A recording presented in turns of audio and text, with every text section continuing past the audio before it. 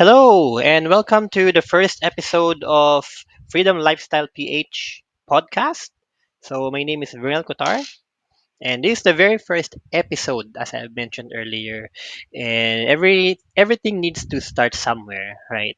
So, before we go to our first topic, which is very short, by the way. So, let me just tell you a little bit about this podcast.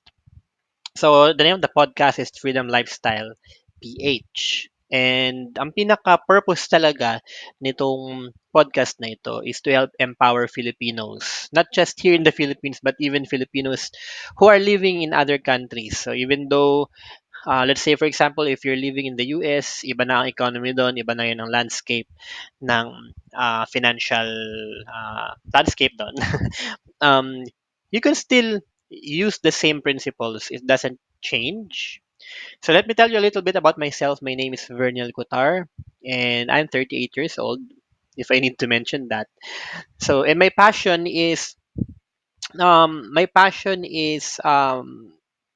to earn freedom, not just money, because I started work in 2012. I was a fresh grad that time, and I graduated in marketing.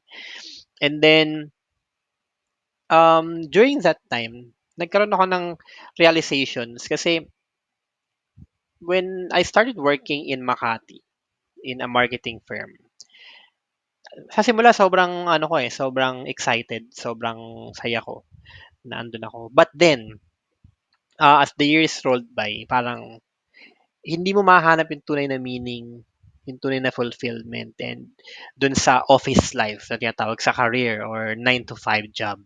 So, to me, a career is just a step towards higher purpose, so to speak, in your life. But it should not be your main destination na tatanggapin mo na doon na lang, no? So there is more to life than just a cubicle. And so we will explore that life outside the cubicle and the potential and the opportunities that are available to you when it comes to earning money, when it comes to tasting the best in life. So if you are burnt out, if you feel like parang walang patutunguhan yung mga ginagawa mo ngayon. If you feel stuck in that job, but you feel like you have no other choice but to stay in that job, even if it bores you, or even if it doesn't pay well, or there is office politics, or you know that there is a wicked commute na dinadanas mo araw-araw. So this podcast is for you because I've been there. I've been in the same situation, working a 9 to 5 job in Eastwood for at least let's say 5 to 7 years, and I got tired of it. So I made some moves in my career, and now I work 100% from home, anytime, anywhere.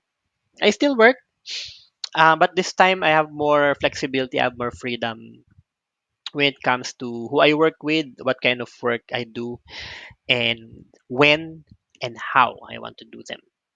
Okay, so um, over the next few weeks and episodes, hopefully tumagal itong podcast na ito sa kasing tagal ng Tito Vic and Joey. 44 years na sila. Anyway, by this time, yun ang medyo trending topic ngayon, yung pag-alis ng Tito Vic and Joey from Eat Bulaga. 44 years sila. So, it's my hope and it's my hope that this very simple podcast that I started out of passion lang, zero viewer, zero listeners, zero subscribers at this time.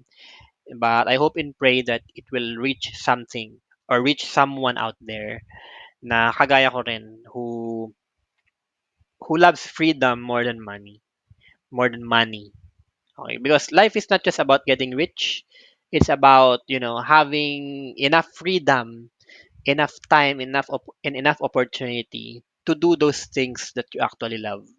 So if you're stuck in your office for 40, 50, 60, 70 hours per week, would you admit there's a lot of life that you're missing out on? And I don't want you to miss out, and that's why I created this podcast. So who is this podcast for? Number one, it is for busy people career people and you feel like you want to add a second income, a third income, you want to add something on the side, you want to learn how to invest your money kasi in your working years right now, marami kang kinikita, or let's say kahit sapat lang kinikita mo, you're trying to save money towards the future. So, what are your options? What do you want to do with your earnings in your working years?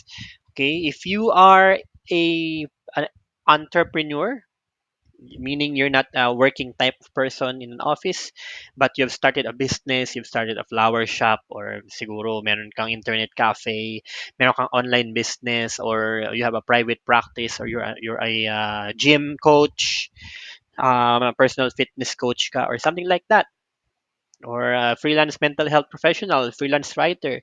So this is for you. Kasi those jobs wherein you're working freelance and at home, sometimes things can get lonely. Lonely siya in the sense, number one, socially. When you're working at home, you are working freelance, you're working alone. Sometimes, yung mga kasama mo sa bahay, pumunta sa school, pumunta sa work, pumunta sa anumang pinagkakabalahan during the daytime, but because you're working freelance and you're working as a self-employed person, so it could get lonely. And sometimes you you might feel insecure.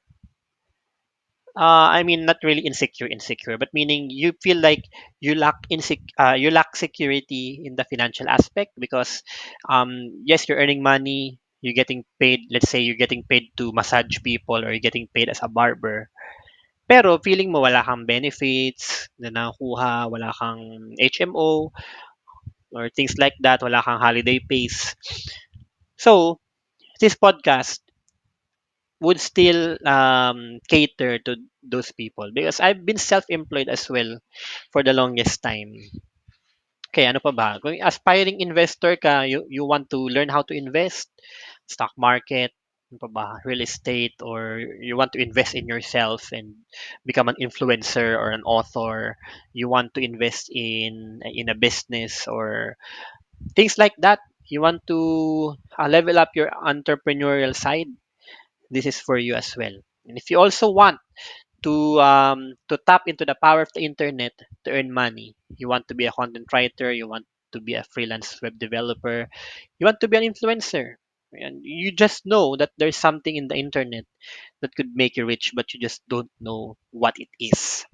Okay, so this podcast is for you. So that's my intro. I think with my zero listeners right now na naging negative 2 na, kasi I might have bored you with stuff. So let me go to the topic that I want to tell you. Because right now we don't have a guest yet. This is our first episode. Kung makasama ko kayo dito, it means you are a pioneer, freedom lifestyle listener. Okay, let's pause for a while. And before we talk about our main topic. Okay. So, my main topic for today is very short. Mas maikli pa siya kaysa dun sa intro ko. And I would like to answer the question, what is freedom lifestyle? Not the name of the podcast, but the actual word. What do I mean when I say freedom lifestyle? Okay, so it is a lifestyle that prioritizes freedom over money. Okay? May tanong ako sa'yo ngayon. If somebody told you that you will earn, let's say, 1 million pesos a day. Huwag na lang 1 million pesos a day. Kunwari 1 million pesos a month. Matutuwa ka ba? Of course, matutuwa ka. What if that same person told you that, yes, you will earn 1 million pesos a month, but you will have to work 24 hours a day plus 1 minute? So, I think if you're listening right now, and I don't know if someone's listening, maybe in the future when this podcast starts to gain steam. But for now, I don't know if somebody's listening. But if you're listening right now and you feel like, di ba napakasimple lang ng sagot? Of course, the answer would be no. 24 hours kang mag-work, kahit 1 million pa yan, 2 million, 3 million, 4 million, 5 million, or kahit dollars pa yan. But if you have to work 24 hours a day to get that, the simple no-brainer answer is no. Which brings us to the question, to my first statement here. Okay, that there is so much more out there, mas maraming mga bagay na mas importante kaysa pera. And because you could always earn the million, but you can never get your time back. Okay? So, yung million, ang marami yan. The banks are printing money, the central bank is printing money at, you know, ridiculous yung amount ng piniprint nila, ang dami. So, there's no shortage of money. Sa totoo lang, there's enough money lying around in circulation in the economy. Okay, you just need to gain access to it. So it's practically, technically unlimited, no, as far as we're concerned. But you are limited in terms of time. Okay, you only have 24 hours a day. And sa 24 hours na yun, 6 to 8 hours ang tulog. 6 to 8 hours ang tulog mo. And then maybe 1 to 2 hours of getting ready or taking a bath or doing things at home, getting ready and getting prepared. And then you have your work daily, whatever keeps you busy. Okay, so it's really not possible, and it's too much of a sacrifice to trade your limited hours just to get that money. But I understand. Um, Sometimes we are left with very little choice when it comes to our finances. Syempre, that's what we have been taught in school, that we need to graduate, we need to be able to get a job and earn money, and we feel like it's our only choice. And that's understandable. I respect that. Pero ang solusyon so that people can gain freedom is to simply have his or her eyes open to the possibilities that aside from your job, aside from your career, there are many different ways to earn income. There are many different income models, so to speak. Ano ba yung income model? When you say income model, it's the way that money is made.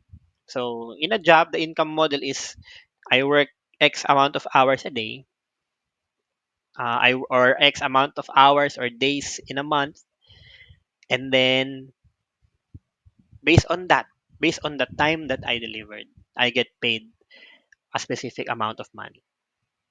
That's an income model of a job, no? But there are other income models like that allows you to earn income while you sleep, no? And alam yan ng mga kaibigan natin na video bloggers or people who are earning money as YouTubers, people who have an app designed for them that gets thousands of downloads each month sa App Store. People who earn money from royalties or people who earn money from stock dividends, those who earn money from interest, basically, no? So doon, hindi yung oras mo yung tinitrade mo just to earn the income. But there is an increase or there is an income that is made na galing from your existing capital or from your existing assets. Okay? And that's what freedom lifestyle is all about. Okay? So, if you will hang on with me, um, this is going to be a very exciting journey for us. We're going to invite people who are on the same journey, or maybe those people who have already made it. They already have the freedom lifestyle. No, they don't work anymore, but they live on passive income. Or maaring makausap natin yung mga tao who are on their way there, but they have already done a lot. Okay, they have done a lot, achieved a lot that we could learn something from them. Okay, and so I'm excited to have that tag dito, journey with you, listeners, dear listener. And to answer the question, what is a freedom lifestyle? Freedom lifestyle is when you are not dependent on your time, and you are not dependent on the location of your work. You're not depending on a job. You're not depending on a schedule. You're not depending on a boss or a government to be able to live an abundant life. That's what I'm talking about. That's freedom lifestyle. Freedom lifestyle is being able to do what you love anytime, anywhere, and in any way that you want it without having the fear of, you know, uy, mawalan na ako ng pera or wala na ako kakainin bukas. So, if you're able um, to build a freedom lifestyle, it means money is flowing. You're not necessarily a billionaire, but there's enough money flowing into your life, whether you work or not, or sometimes you need to work but not 8 hours a day. Yes, you still work, but you work at particular times that you like to do it, not because napipilitan ka, but you have the freedom to do what you love to do, and in turn, money flows into your life, and that money is able to cover your needs, and still nakakapagtabi ka pa for the future generation, and for your legacy. That's what freedom lifestyle is all about. And I have no script, so I might have ranted on, stuttered a bit, or kahit ano-anong pinagsasabi. But stay with me, and we're going to have a very fun ride in our Freedom Lifestyle podcast. So hang on, and I hope that you will start embracing the freedom lifestyle. And out of this podcast, ang vision ko, ang aking goal is to have listeners here who will eventually hit six figures every month from, let's say, from a business that they start, or who will get um alam mo yon, full-time income from investing, or from being a landlord, from being a what do you know, an e-commerce expert or an e-commerce business owner. No, it's all here. And sometimes another reason pala na ginawa ko ng podcast na to, kasi when we talk about financial freedom or financial independence, lagi tayong tumitingin sa mga foreign na mga authors. Gusto nating matuto kay Robert Kiyosaki, kay David Ramsey, who else? Paula Pant. By the way, check her out. Afford Anything. Yun yung pangalan ng podcast niya. Who else? Ramit Sethi. Okay. Watch him on Netflix as well. Sabi nung yung book niya is I Will Teach You How to Be Rich, if I'm not mistaken. Pero usually, when it comes to money management, we Filipinos always get advice from a foreign guru, and there's nothing wrong with that. But how about the voice of our fellow Filipinos? Because tayo mismo nakakaalam, di ba? Kung ano ba talaga yung pinagdaanan natin as Filipinos. Ano yung daily grind of trying to earn pesos? Ano yung daily grind trying to make it in a society na kinalakihan natin? Let's say a society na kagaya ng Pilipinas, where we are very much family oriented, na mahirap minsan yumaman, no? Kasi palaging huli yung sarili, una yung pamilya, and there's nothing wrong with that, but I'm saying it's hard to make it in that culture. So how are we going to make it? And nobody understands Filipino culture. Nobody understands the financial hardships that we face. Nobody understands yung mga, ano ba yun? Sorry for the word, yung saan tayo nakagapos? No. Ano ba yung mga limiting beliefs ng Pilipino that we need to get rid of? So, tayo mas makaka-unawa doon, tayong mga Filipinos. Hence, I created this podcast called Freedom Lifestyle PH. Okay, so thank you so much for being with me in this first episode. So we're running on 20 minutes already. And if you listen throughout all of that, and if you're excited for the next episodes, so I want to thank you so much. So this is a bold start for me. Um, I've never done a podcast before, but I feel like I have a mission. No, not just na isarilinin lang. Because right now I'm shooting for financial freedom. Tapatin ko kayo right now I'm earning six-figure income from a work from home setup. I have a choice to keep quiet na lang, manahimik. But still, I feel like I have a responsibility to share.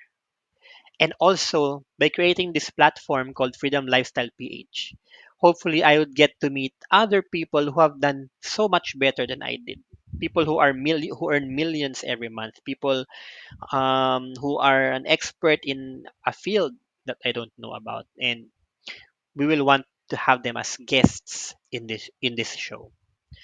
So hang tight, and we will have a great journey together. Thank you so much for being part of this very first, for me, historic episode of Freedom Lifestyle PH. And a few years later, we will look back into this episode and see this where it all started. And this started a movement of people.